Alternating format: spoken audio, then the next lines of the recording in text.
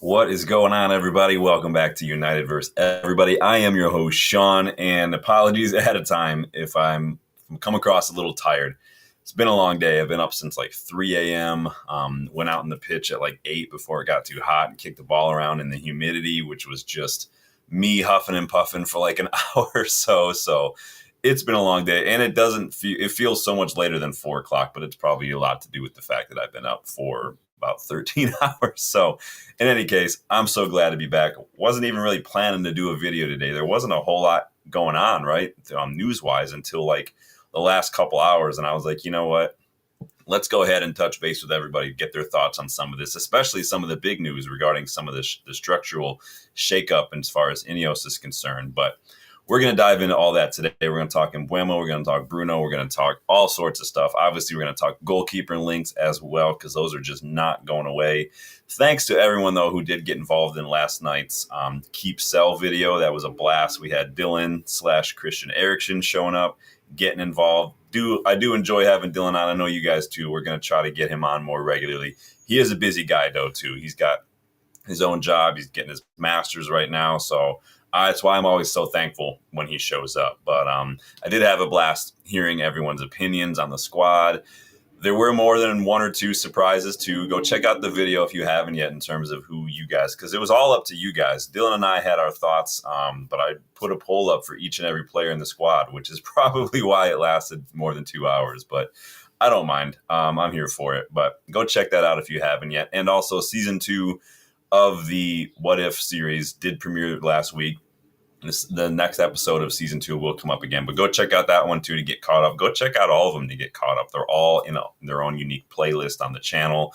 Have a blast doing those. It's kind of like the Marvel What If series. It's kind of like that, right? Just basically me imagining how things would have gone had major points in United's history gone differently, or the way they might have gone in some cases, i.e. players being linked to this, that, and the other thing. So go check that out as well. Please like and subscribe to the video if you guys haven't yet. We are on the road to 3K subscribers. I'm having a blast seeing the channel grow, seeing so many new faces on these streams. I absolutely love it. Check out the memberships to learn how you can get more involved in the channel. And then go check out the UVE store as well. Brand new designs up today. I'm rocking the Xerxes, the 9.5 shirt today. This is available. This has been around for a minute, but there are brand new designs that just dropped today. So go check those out as well. As always, let me see who's involved in the chat before I dive right in. Sanjay, big up, Sanjay. Sanjay, you were early, dude. You got here before I did. That is rarity. Hope you're doing well, my friend. Sanjay's already getting his thoughts in on some of the big news. Big up, buddy. Who else is in here? Temison, Talisa, welcome back, my friend. Yes, I want Gyökeres, Emmy, Ederson, Kanjin, Lee, and Mbeumo. You want them all. Gonçalo Ramos. Big up, Stephanie. Good to see you. As always, long time no see, right? Did just jump over from Rich's channel because I got to get started on my own stuff. Normally, I don't really even do anything on Wednesdays, but schedule cleared up today and everything, so thought I would stop by. So let's dive right into some of the goalkeeper news. Let's get that out of the way, because it's not the first time we've been linked to Emi Martinez. This is coming from Ben Jacobs. And he claims that United will move for Emi Martinez if the opportunity presents itself. The feeling is that he will leave Aston Villa this summer. I was flat out under the impression that Emi Martinez was a free agent now. Is that not what happened? That was the original report, right? So I'm not really sure what's going on. I'm trying to see. I mean, he looked like he was saying farewell in that last match when he got sent off for that challenge on Højlund. It seems like, I can't remember off the top of my head, I thought the reports were he was free. Apparently, I don't know if that's 100% corroborated, but he will leave Aston Villa this summer. So we've been linked to him several times in the past. Would you guys take him? I mean, on a free, I put the poll in the chat. You guys can get involved in that one.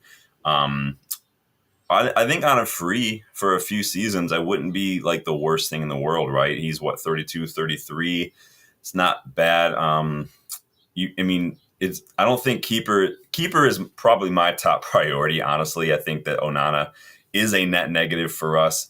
But I don't think it's Ineos their priority right now. I think that defender and keeper are probably low on the list. I think right above them is probably like a left back. And then above that, I think striker's number one. We've got our number 10s. I think we're looking at central midfield. We were looking at, a right wing back ish in January. Obviously, we're linked with Quenda. We got Dorgu who can play both, so I don't think we'll be doing that. But I would like a little bit more experience on that left hand side. But I think, again, keeper is probably low on Ineos priority list. We've been linked to a few. The ones we've been linked with, aside from some of the bigger names, they do kind of seem like what's that guy? Woodburn was one of the ones that we were linked with. He seems like a backup because pretty sure Binder is leaving as well. You guys had your say on keeping Onana and Binder last night, so you can go check that out. But again, Emi Martinez on a free does give us a little bit of financial breathing room to build in other areas. I do think he's better than Onana. I don't think it's hard to do. And I don't think Emi Martinez is as good as he was a couple years ago. And I've never felt like he's as good as people say he was, but maybe that's just my bias. He has got a bit of that shithousery to him, which I'm here for. And I mean, some people question, is he better than Onana? Why would we spend he's way better than Onana.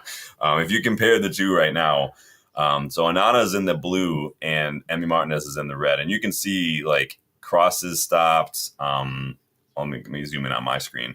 Pass completion, sort of launches, like all of it due to save percentage is higher. The percentage of XG versus goals allowed. So that means, how many shots have you stopped that were expected to not be stopped, basically.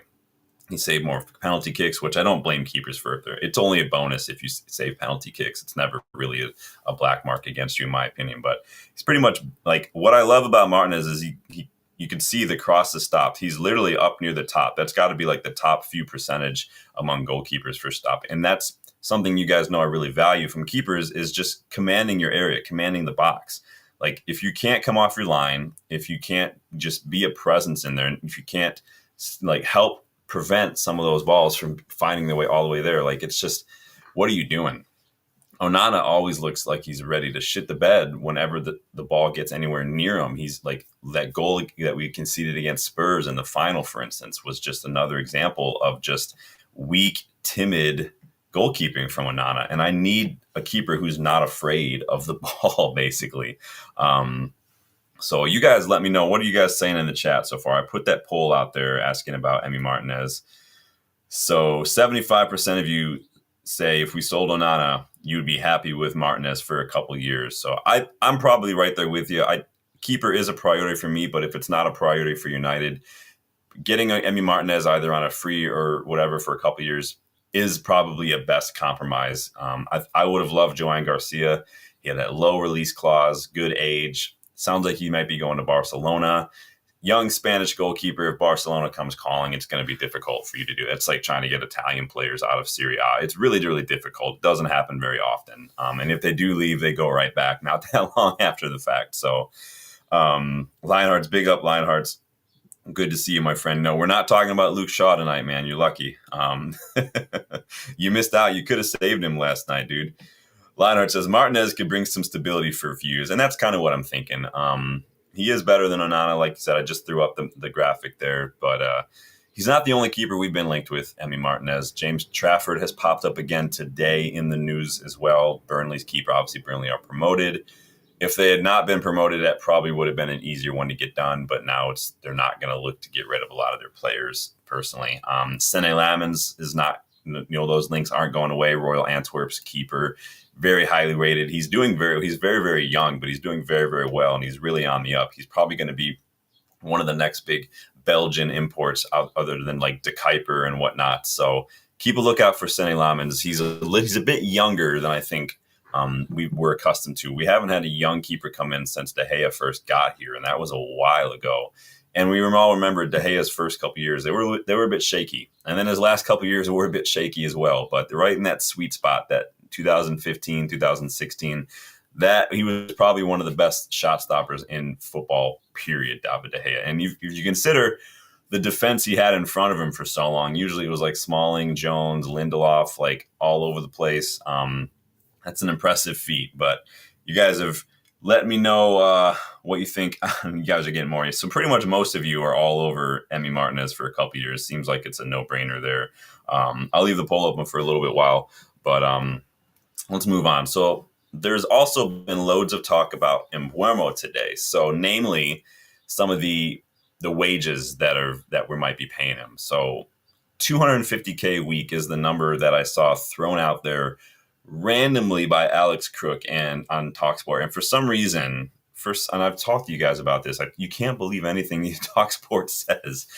Everyone is running with it for some reason. Major news outlets are now parroting it, citing Alex Crook as the source, or literally, they're not even going that far. They're just saying it's being reported that he wants 250K a week because they know that if they said, according to Alex Crook, people are not going to read anymore. They just know it. This is, again, I said it before, this is how bullshit rumors get started. This is how they gain traction. Somebody chit-chatting on TalkSport says, I'm at, he's got to want 250K a week, right? Like, he's going to want to be up there. And then the rest of the world runs with it. Like, oh, Mbeumo's wage demands 250K a week. Literally, no one said anything. It's just people like me just kind of pontificating about stuff and just kind of stream of consciousness, this abstract thought. That's all it is. And then it doesn't take long for that to like a snowball of a top of a mountain. It just grows and grows and grows.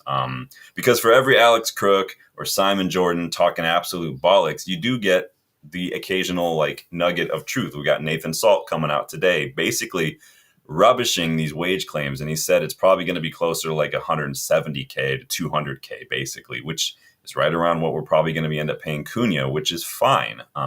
Even Romano has said, while Mbeumo wants an important salary, it won't be any different to someone like Cunha, basically.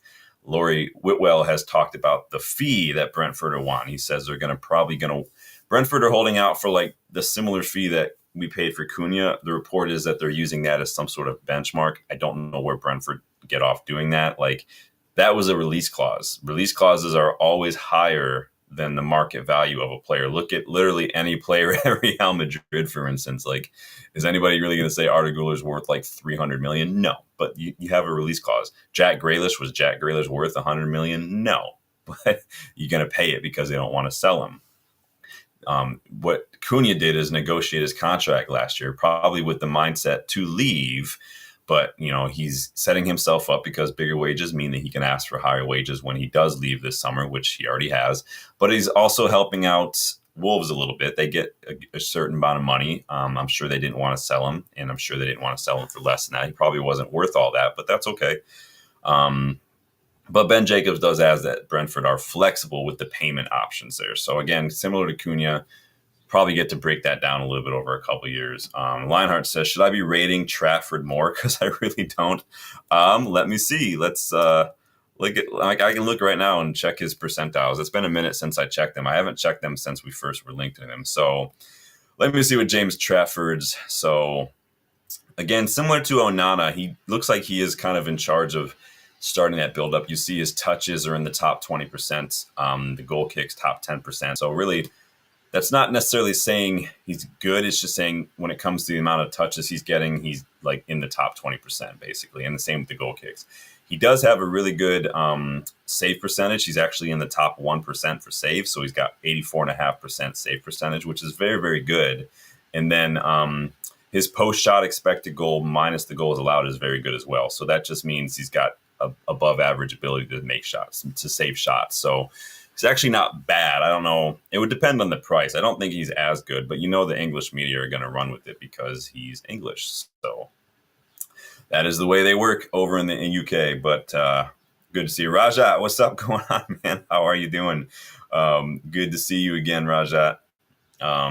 He says, no Emmy after holding that Mbappe doll, but would he want to come here without UCL football? I mean, we answered that question this week with Cunha, with Mbeumo, potentially with Gyökeres or somebody. We've got Pole, Rajat. Like, Bruno turned down a lot of money to stay without Champions League football. Mbeumo turned down Newcastle. And the salt from Newcastle fans today, Arsenal fans, everybody, it's so funny how people just can't believe it. Like, they don't understand the pull that United have. Like, this is pull. You can't, like, qualifying for Champions League doesn't get you that pull.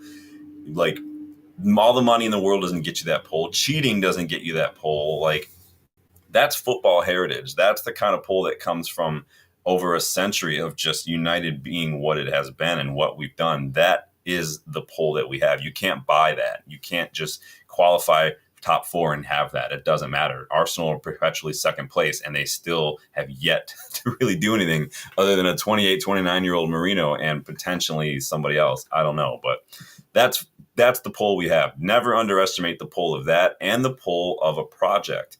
Some players do want to come play and be a part of a project. Some players see that and they think, I want to be a part of that. That looks fantastic, right? It's like a startup company, like when Google or Facebook was first getting started, just the idea of it and what was promised and what the potential was, that was enough to get people invested literally and figuratively in the project and be a part of it from the ground up and be a major player in that. So big up, Danny. How are you doing today, my friend? Hope you're doing well. I am exhausted. Been up since 3. Went out on the pitch today before it got too hot.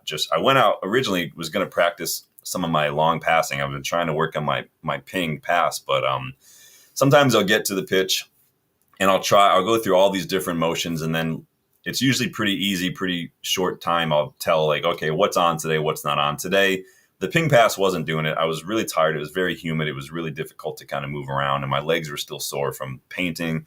So I just switched it up to my free kicks. Free kicks were on point today, so I just started running through those. Some people left some balls at the pitch, so I just didn't have to run as much, which was super helpful. Usually it's one ball and I'm running back and forth, but big up, Danny. Good to see you. Yes, please do hit that like button. I do appreciate that. We are on the road to 3K too, so subscribe to the channel.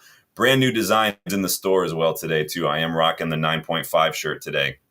Go check that one out. I'm really liking that one, but Rajat's still not feeling Emmy. It's not for everybody, but in my opinion, keeper is a priority. If it's not a priority for Ineos and Amorim, and there's an opportunity to get Emi Martinez for super cheap or free, I still don't 100% know if he's a free agent or not. But I think that he's definitely an improvement on Onana. And for a couple of years, I think he improves us in terms of what he does offer. I pulled up that graphic, showed you just what exactly he does compared to Onana. He's literally better in almost every single area. And for a couple of years, I do think it helps, so we can maybe revisit the goalkeeper thing in a little while. But big up, Rajat. No problem, man. It's not everybody's cup of tea. It is. I like, all things being equal, I wouldn't want to spend a ton of money on Emi Martinez. Like, I have never rated him as highly as other people have. But and maybe it's like a Højlund thing where a lot of people are looking at people like Mateta and even Ekitike, and they're like, get him. I think that's just more of people focusing so much on how bad Højlund is and not really looking at the fact that these players aren't exactly scoring buckets of goals. They've had like one decent season, and even then it's not a whole lot of goals. But it's just like any port in a storm for some people sometimes. Maybe that's me with Onana. I'm just so like up to my ears frustrated with Onana. I just can't stand it. Raja says, Onana can be okay, central midfielder on an Italian team. Oh, you're talking about the other Onana. Yeah. So, yeah. And Mbeumo, I don't believe that Alex Crook with $250K a week, the guy's just literally just sitting in front of a microphone and talk sport like I'm doing now and just literally saying, like, I bet he's going to want $250K a week, and then everyone's running with it. So other journals have come out and rubbished it anyway. So we'll see how it goes, though. It'd probably be close to what we're paying in Cunha. So let's talk a little bit about the Bruno thing, because I did that short, and then yesterday we didn't get a chance to kind of flesh it out because we were doing the keep sell video. We did talk about it a little bit, but obviously we all know Bruno turned down the Al Hilal offer of $700K a week plus bonuses to stay at United, and he was asked about this while he's been on Portugal duty right now, and this is what he had to say. And he literally confirmed this. This is on United's website, too. He says, the Al Hilal president called me and asked if I wanted to go there. They were waiting for me. I spoke to Coach Amorim. He asked me not to go. Again, we said that yesterday. Amorim said, no, I want you to stay. United didn't want to sell me. They don't need the money. If I had wanted to leave, they would have made that happen. It was an easy move, even at a family level. I had João Cancelo there. My children are used to playing with him in the national team. We have a great friendship. So he's saying there are players in the Portuguese league that he knows, that he's close with. Is Ruben Neves at Al Hilal as well? But he says, I wanted to maintain myself at the highest level, playing in the big competitions, and I feel capable of it. Well, I mean, the biggest competition you're in is the Premier League this year, and then the FA. I like the FA Cup too, but if we don't get silverware, I'm going to be pissed. We will do the expectation video later on this summer after transfer window is pretty much done and dusted. But yeah, Bruno was asked about that, and he said in the presser, like, I'm going to answer it, and then that's it. I'm not going to talk about it anymore. And that was his response. The Like, he rejected 7,500K a second to stay at United. And for some reason, there's so many United fans in an absolute uproar about this. Now, I know you're going to be sitting there like, Sean, you said you sell him. Yeah, I said I would sell him for that money. I never said that, like, I thought he was bad. And I'm certainly not going to get mad that we didn't sell him. Like, he's been our best player since he signed for us. I saw literally one prominent YouTuber, I'm not going to name names, but his rant is going absolutely viral today because he's just whining about just where's Bruno going to play? Where's Bruno going to play? We got Cunha and Mbeumo. Where's he going to play? Like, go watch some fucking football, bro. Bruno is going to be a deep-lying playmaker in this system. That's where he's been playing. He's going to have a little bit more freedom. We're going to play him just like Vitinha plays at PSG. That's exactly how we're going to do it. And if you look at Bruno's numbers in that role, they're very, very good. Go check his stats compared to other midfielders. His chance creation, his ball progression, even his tackles per 90. He is literally well above average in all those, hands down. And that's comparing to midfielders. That's not just comparing him to attacking midfielders. Like, go compare him to actual midfielders. He does a good job there. The problem is he's our best player, so if he's dropping deep, there's no one higher up to help with chance creation because everyone's been so poor. Ahmad's been injured and whatnot. Xerxes been injured. If he goes up there, then he's got no one behind him who can actually take the ball and progress it. Bruno's literally having to do everything. So we do need some help there in that regard. Both sides of the pitch, I think, would be benefit from having some strengthening there. In any case, it does sound like Al Hilal have moved on from him. Ben Jacobs reports that they're getting ready to offer Victor Osimhen like 500K a week now. He sounded like he wanted to go there last summer. That didn't happen. Al Hilal are trying to offload a bunch of players right now as well, trying to make some room. Obviously, that money was originally earmarked for Mo Salah. Then they moved on to Bruno, and now it sounds like they could be moving on to other players as well. One of those players could be Jadon Sancho too, according to Ben Jacobs. Apparently, he's drawing some interest from the Saudi league too. Again, this is the situation we leave ourselves in with a lot of these players, is that we give them too much money per week in wages, and literally now the only league that can afford them is the Saudi league. Maybe you can argue like maybe PSG or Real Madrid, but none of these players are good enough for those sides, so it's a moot point at that point. Antony on 200K a week was never going to go to Real Betis. I think Real Betis can afford it, but it would crush them to pay one person that much money. Now, again, these players have the option to take a pay cut, but for some players, it's getting the money is important. For some players, it isn't. Some players have some sort of inflated sense of entitlement. They think that they are worth that. Like, I don't think Rashford, Sancho, or Antony have done anything to justify those wages. And if they want to play football, they're going to have to take a pay cut and then maybe try to renegotiate in a couple of years. But I just don't. This is why we're so shit right now. It's because we can't get rid of players, because those three are literally on nearly $1 million a week in wages, and that's killing us. So Galatasaray were mentioned as well by Ben Jacobs as being interested in Sancho. That I don't know that one's going to. I'm starting to feel like Ben Jacobs is just kind of throwing a lot of shit at the wall and waiting to see what sticks, because this dude has been all over the place in the last week alone, like especially over the weekend. He was like, I don't know, he's been on so many channels. He's been doing all these interviews. He's been throwing all sorts of stuff out there, linking all these players. Like, how do you have these connections in all these different areas? Galatasaray, like, it's going crazy. I'm not saying he's full of shit. I'm just like, what is happening? How are you doing all this? So, I'm going to close this poll on Emi Martinez because it looks like it's pretty much nearly a landslide. But big up you guys on that one. Thanks for getting involved in that one. So Bruno is staying. We know that much. But we could be set to see a major exit at United. And this is coming from Matt Lawton today. And this is probably the reason why I decided to go live, because there wasn't a whole lot to talk about until this came out. But so according to Matt Lawton with the Times, Sir Jim Ratcliffe is planning a major reshuffle that will lead to Sir Dave Brailsford reducing his commitment to United to return to his director of sport role at Ineos. The failure of United to secure European football next season also means the French club comes out of trust originally placed there to comply with UEFA ownership rules. I think I'm talking about Nice right now. So Brailsford leads the unit that And Ratcliffe wants him to return to his former role so he can oversee that transition as well as revive some of his focus on cycling by supporting the Grenadiers management team, John Ellert, who's the chief executive, and the performance director, Scott George. So basically, he's not getting sacked.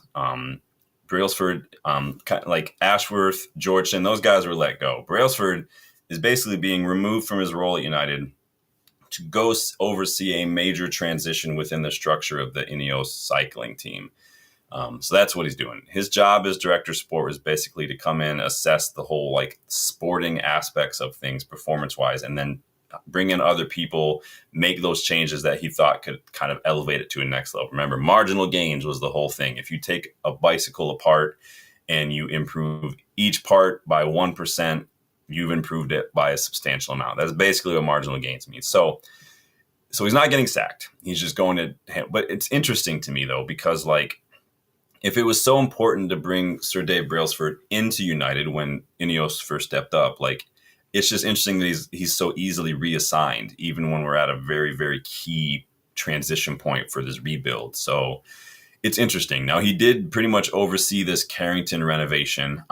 So again, his role is probably just more to do with improving the sporting aspects. And Carrington is a big part of that. You want to have a top of the line, training ground and everything. So I see that, but it's just interesting. If he's that important, why is he so easily like removed, basically? I'm not sure what else this major reshuffle means, but we do know that it's probably going to extend to more people being re-signed, more people being let go. We've already had so many layoffs. Coaches, people that were literally brought in by Ineos have been let go and stuff not that long after the fact. So Sir Jim isn't one to wait very long to swing that axe. So we'll see what happens. A lot of staff members and coaches can attest to that, like I've said. But I would ask if you're fine with this, but I'm not sure any of us really could tell what Sir Dave was doing other than revamping Carrington. So interesting stuff, though. A lot of big shakeups. So I don't think his role had much to do with a lot of the transfers and the scouting. That's going to be guys like Vavell, Wilcox, Barada. These guys are going to be the ones who are kind of handling a lot of that, especially like Vavell. He's majorly involved in negotiations and whatnot, dude. I'm really happy with Vavell so far, but you guys let me know what you think about that. Do you have any thoughts on Sir Dave Brailsford piecing out and going to handle the Grenadier stuff? Let's shake things up a bit. I'm feeling really good right now. Hit that like button for me, subscribe to the channel, and check out the memberships too if you want to learn how you can get involved in stuff like scouting reports. Say hello to Christian Kofane. Cyrus, new face to the channel. Big up, Cyrus. I'm not going to try to attempt your surname because I'm going to butcher it, and I've got too much respect for you to do that. But big up, Cyrus. Welcome to the channel.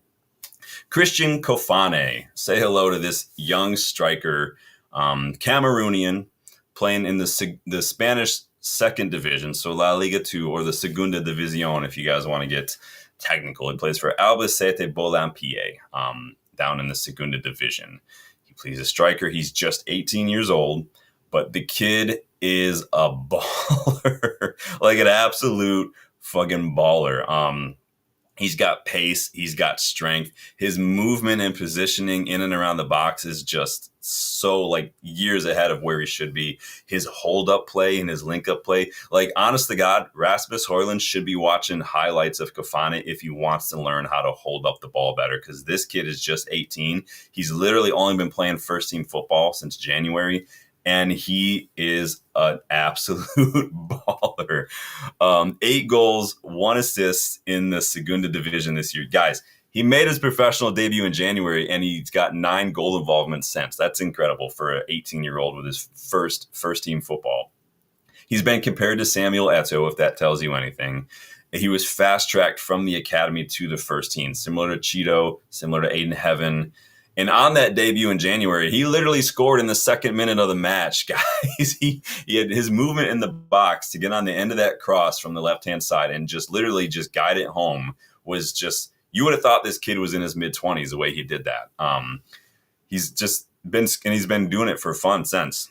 He had a brace last month against Huesca, and he played the full 90 minutes. Literally, when he plays, he scores goals. But he's so young, I think they're trying to manage his minutes a little bit. But when he's playing, you'll see he scores goals. So at Albacete, he plays in a front two. very similar to Mohamed Amora, who I've discussed on the channel many times, similar to the way like RB Leipzig have been playing a little bit this year with Openda and Shesko. He's top 12% right now for goals, top 30% actually for defensive actions. His interception numbers are very, very good. Again, when you can read the game, whether you're an attacker or defender, that to me says a lot, because you'll see when you can read the game well, your interception numbers are good as in the defensive stance, because you know where to be. You can read what's going to happen and you know where to position yourself. You don't have to be fast if you can read the game. But 72% for dribble success, and he's in the top 25% for pass. He's got 77% pass accuracy. Very, very good young player. He's fast. He's strong. Hold up the ball, link up in the build-up. His movement in the box. He's an absolute menace in the box. All his goals come from inside the box. He's just like straight up poacher mode, going to get on the end of whatever. But he's not poacher in the sense that he's just going to stand in the box all day. Like I said, he gets involved in that hold-up. He makes those runs. He can carry the ball into wide positions, hold it up. He is super strong, too. I've seen him going up for these aerial duels with guys that are literally 10 years older than him, and he's straight up muscling them off the ball. His goals are excellent. Good mix of both feet, good mix of headers all thrown in there as well. We've actually been linked to this kid. Atletico Madrid have been linked. I think Monaco have been linked as well. We were linked to him not that long ago. If he's Cameroonian, like I said, if he comes to United, he's got a fellow countryman, maybe an Mbeumo, not Onana. Onana needs to go. But he's got just a release clause of just 5 million euros. This is an absolute steal for me. You bring him in, similar to Diego Leon. You throw him in the resis for a little bit, let him see what he can do. Like, he's older than Cheeto. Honestly, he looks better than Cheeto. And you see what he can do. The kid is just, I guarantee you, if you put him in the resis for a year, he's going to be breaking records. He will be breaking records if you put him down in the under 21s. Cyrus, just like the video. Awesome, man. Appreciate that. Oh, he says, just try to pronounce. I'm going to try Mwanguzi. Rate that out of 10. Don't be too mean to me. But welcome to the channel, Cyrus. We appreciate you, man. Danny says he's young, cheap. Ineos will love him. Well, he does, again, probably no coincidence that we were linked to him, because he does kind of represent this young demographic of player that we're trying to get. The Aiden Heavens, we're linked to a lot of these South American players recently. Obviously, Cheeto, LaSalle. I think you're going to see a lot of those kind of players that pop up more and more and more. I don't have a problem with, but we do need a mixture. So we'll see what happens there. But I do like this kid a lot. Like I said, he already looks literally like he's 28, not 18, just in size. He's 6'2". He's an absolute fucking monster, but I love it. Roger says, already 1-1. What is 1-1? Are there games on right now? Is it international stuff? If it's international stuff, I really don't care. But no offense. The international friendlies, any friendly, I'm just not a fan of. But we've just lost too many players to injuries to friendlies, and I'm so tired of it. So, but get your thoughts in on Christian Kofane. Have you guys familiar with him? Do you like what you see so far? I mean, obviously, you can go watch clips. You can go watch some of the Segunda Division if you have access to that. But it looks very good. Let's move on to the little last bit of news, you guys. Please make sure you're liking the video too. A little shorter video, obviously. Everything's shorter compared to last night's. It was like 2.5 hours, but you guys were legends for sitting through that and getting involved in each and every one of those. But we got a little bit of an injury boost potentially. So this concerns Lisandro Martinez, who some of you had some thoughts on him yesterday. Again, go check out that video.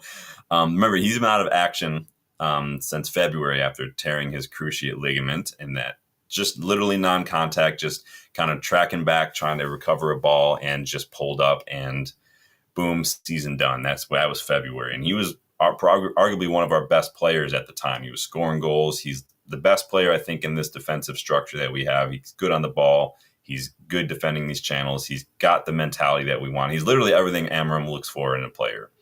But this report today claims that Licha is aiming for a return to action this summer, well ahead of schedule. He could actually be set for a return to preseason training with an eye on a return to the squad as early as November. Now, he's currently doing strength and rehab work, and he's hoping to be back on grass this summer, again, back to training. So, honestly, that's crazy good news. Of course, I don't want us to rush him back. We've seen what happens when we rushed him back. Remember, we rushed him back from his foot injury. It was misdiagnosed. They missed that it wasn't fully healed, and we lost him again for a long time. He came back, and then Sufal fell on his leg, and so then we had to lose him again. So he's gone through a bit of a rough patch. He's had a couple of these contact issues and the ACL stuff that just happens now and then. Like, it's just sometimes you just running wrong, turning wrong, just over, like, that can sometimes happen. So I did say last night I was a little worried. Not necessarily, I'm not going to call him injury prone. What I'm worried about is the long-term impact that some of these very serious injuries are going to have on his body. But we won't know that until we see.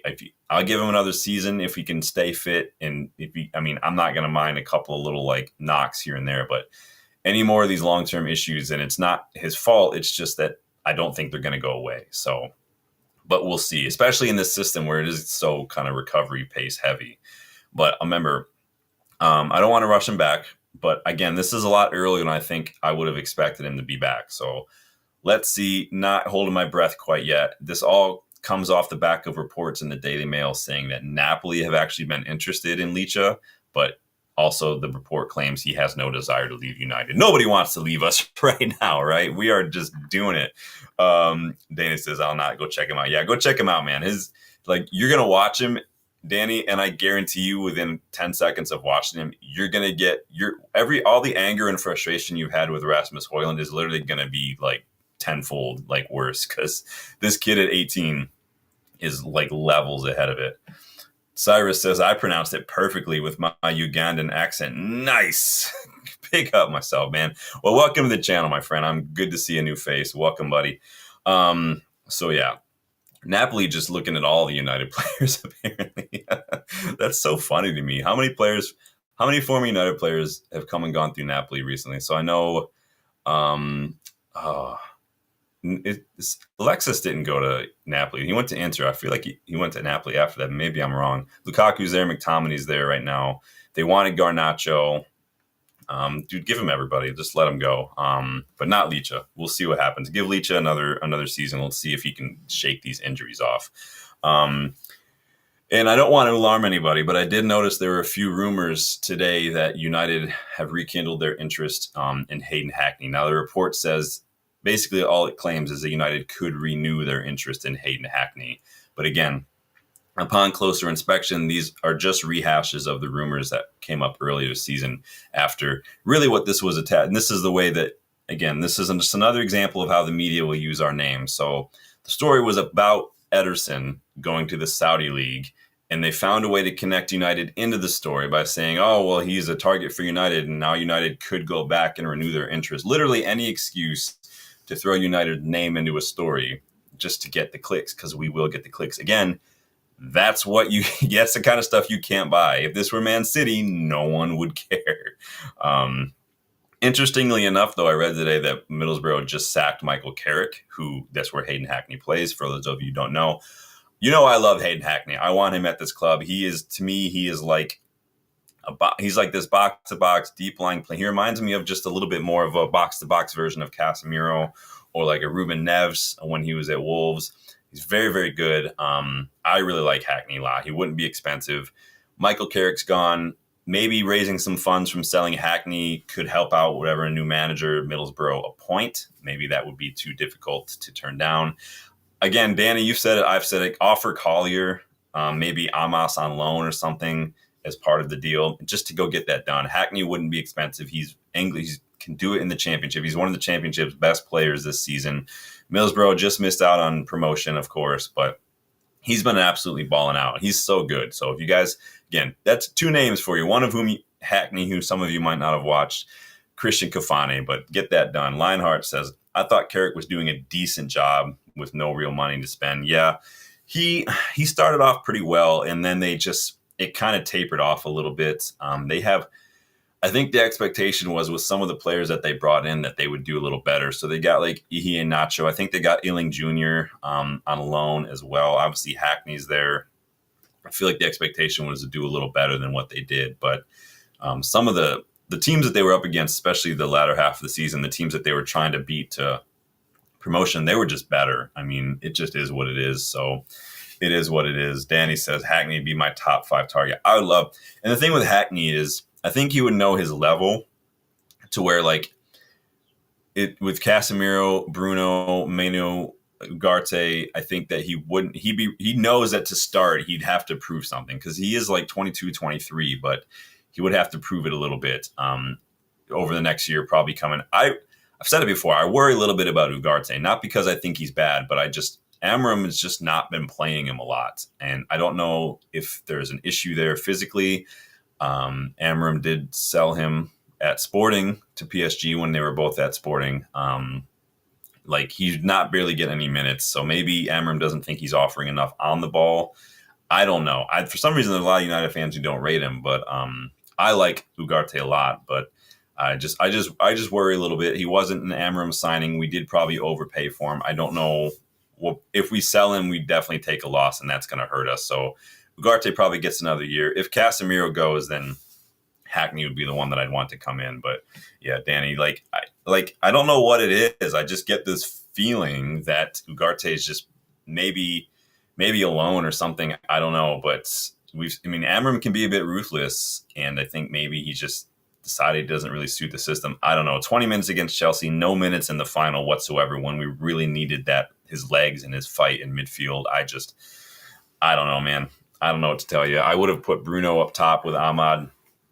Maybe put Mazraoui on the right or whatever, and I would have started a Casemiro Ugarte pivot, and that would have I would have felt better with that one. But Lionhearts wants to know how much Hackney costs. Would the fact he plays in the Championship cut his price a bit? I can look that up right now. Hackney price tag. Boom, boom, boom. I probably should Hayden Hackney. It wasn't a lot, Lionhearts. His value is about 8.5 million euros. 15 to 25 million pounds was the price reported back in March when Crystal Palace were apparently looking at him, though. So let's see what EFL analysis has to say. Trying to see here. Not really seeing a whole lot here. Yeah, 15 to 25 million probably is what's going to do. Like Andy says, maybe 20, 25. I think if we threw in like Collier, or if we threw in maybe like someone like Fredrickson or Amos on loan, perhaps, I think that could put us ahead of the queue, especially someone like Collier.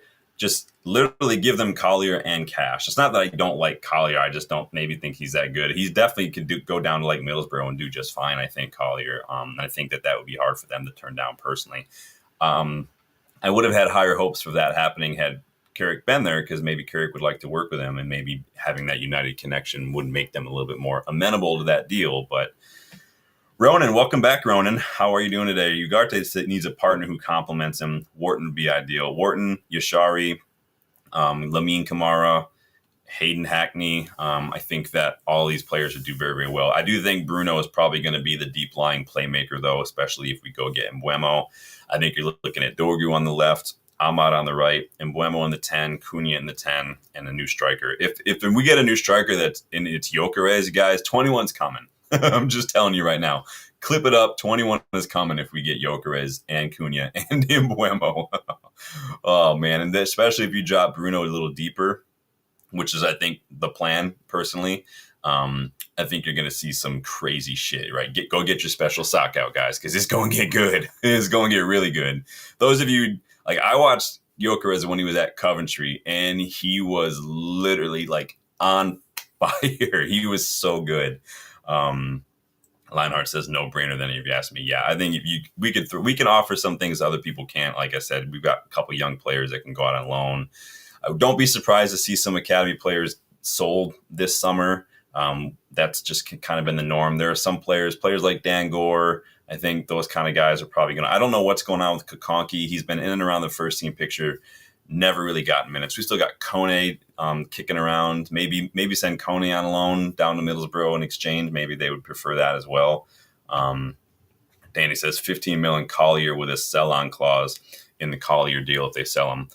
That's a no-brainer. Getting someone like Hackney, who's arguably one of the best players in the Championship this season, is just, to me, it's just it's almost as big as a no-brainer as Bashali or Jonathan David. It just makes too much sense. So Linar says done deal. That's for those of you who are the members. We do have the little contract emoji. You guys can throw that out there, but big up, you guys.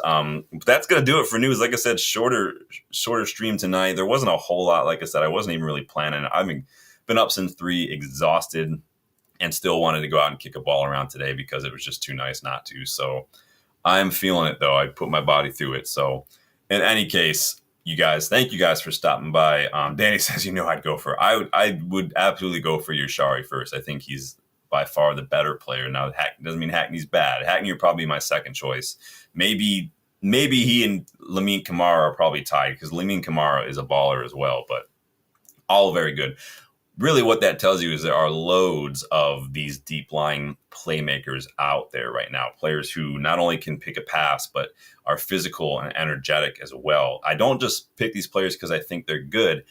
I pick them because I think they suit what we're trying to do. They suit the system. They suit the profile in terms of fight and mentality and energy and physicality that we're looking for.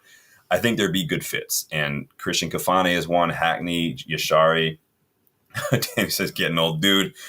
I am feeling it. It didn't help today because it's so humid here and hot that it was just hard to breathe. That's why I shifted from pinged passes to working on free kicks because it was just, I could score. I don't have to run as far. So it was rough. Danny's bollocks after work, son, dude. And being if you're on the roof too, the freaking shingles, like, and I felt it today. Like if you go out on like the pitch where I play, it's outdoor, it's free, it's a park, but it's like AstroTurf.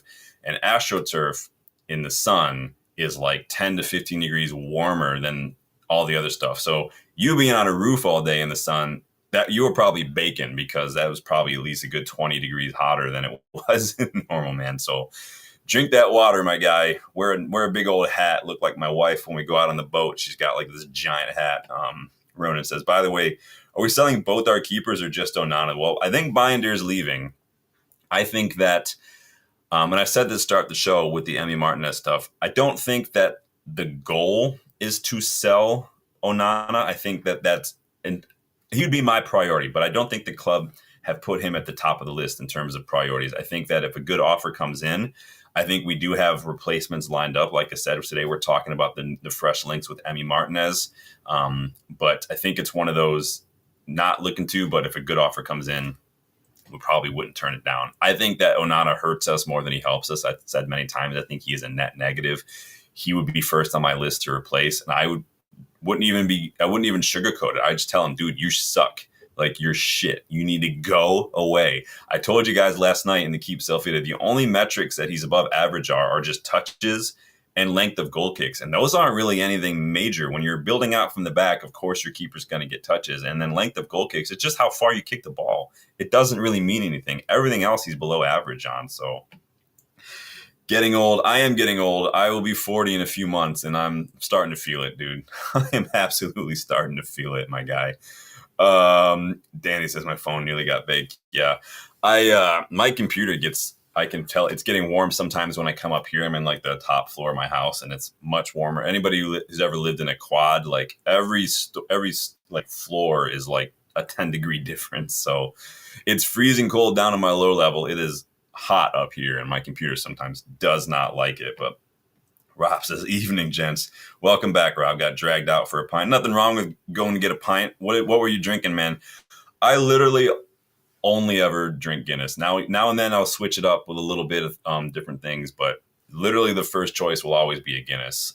First drink, no matter where I'm at. Guinness, Guinness, Guinness. It's just so smooth.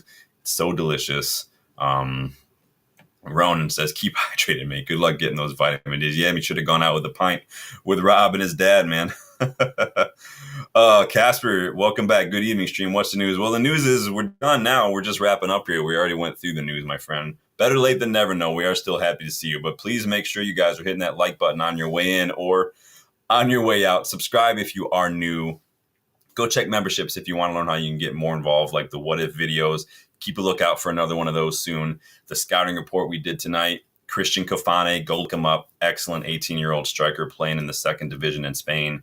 And then new designs drop on the UVE store, you guys. Go check those out as well. I'm wearing the 9.5 shirt today. This is available on the UVE store as well. Gotta love it. Danny says, I live in a basement apartment. It's brilliant. Oh, I bet that's awesome. I bet you don't have to spend a ton of money on cooling.